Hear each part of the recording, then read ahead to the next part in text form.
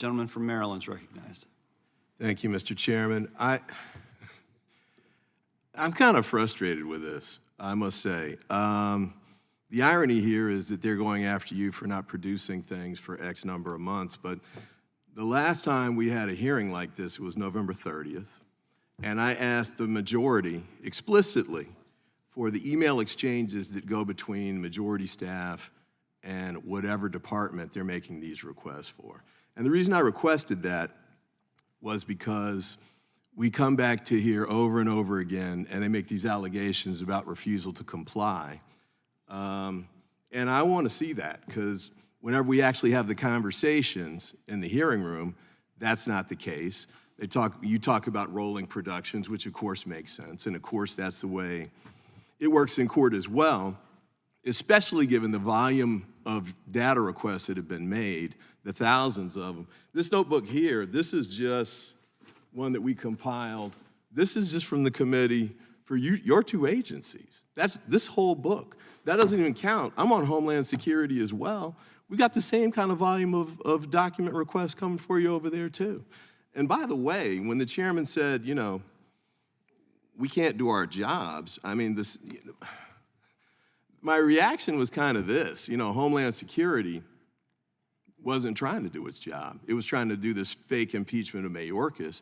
Fortunately, it went over to the Senate and got the back of the hand, which is what it deserved, because it was a sham impeachment, it was totally unconstitutional, et cetera, et cetera. I'm at the point now with these that maybe they just need to go to court. Maybe we just have to have a third party, like a judge, take a look at these and say, you know what? The government's response is reasonable. You need to make priorities, Republican committee leaders. If you're going to make this many data requests spread out over, like, what is it, 70 committees and subcommittees, you have to prioritize. And some of the requests for the data is just overbroad on its face. All documents and communications between DHS on its components referring to or relating to Secretary Mayorkas' statement about the 85%.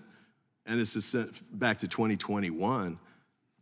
That's a broad data request. We could make something narrower than that. Presumably, the reason you would have these email communications would be to narrow that down if the committee's acting in good faith and trying to do that. But I do want those emails. I want to see those. And with respect to what's coming next week, I guess this is the next step on this, Department of Justice. This committee has sent subpoenas to live criminal prosecutions, ongoing investigations. They brought up prosecutors here in the middle of those criminal investigations, which is something I've never seen before. I first came to this committee in 1987 as a staffer, completely over the line. You don't want to interfere with a criminal prosecution, because there they are complaining about the inability to go after Hunter Biden, and then they're going to drag in the prosecutors who are leading those prosecutions in the middle of the investigation. That doesn't make any sense. So, next week, I guess what it'll be, they're talking about contempt proceeding against the Attorney General. I think you should take it to court. Now, that's a sad statement, I feel, because I'm on the House Judiciary Committee. I'm a member of the House of Representatives. I'd like to preserve our priorities and our authority, but it looks like it's at the point now where it just really has to be challenged, and we'll need judges and appellate court judges as well to make decisions on what makes sense and what doesn't.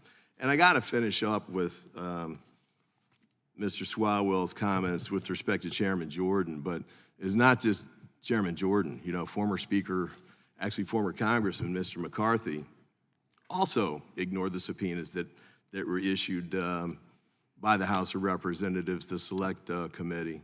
What was that, 2 years plus now? Mr. Perry, Mr. Biggs, same thing.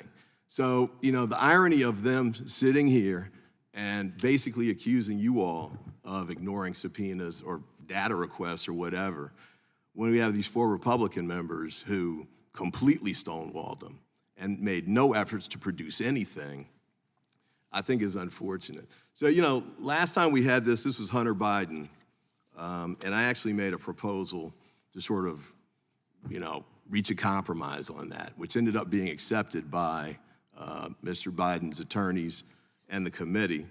I don't think I'm going to do that again. When we come to this next week or whatever the next time where we do these, my suggestion to the administration is just litigate it. Force them to go to court, and let's hash it out then.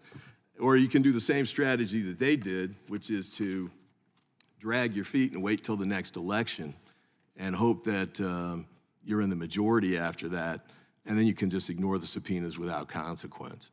So with that, I yield back, and I apologize for you all that continue being dragged up here for these reasons. Gentleman apologizes.